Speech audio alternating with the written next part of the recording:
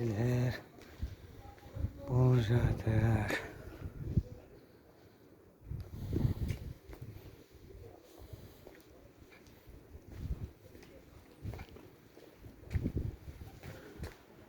Bu получается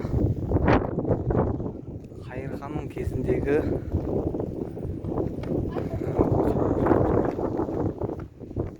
соңғы Кайырхан.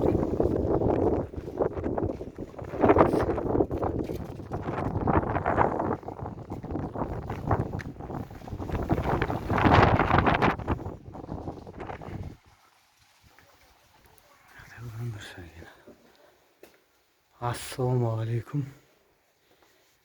Қазір iyi өмір сүрген ошақ. Бұл айтқанда теплый пол.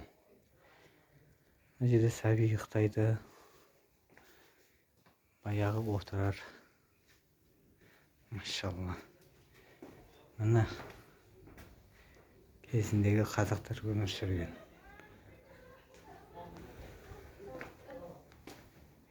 Апамыз намысы бар. Bismillah, adam öyle coşkut etsin.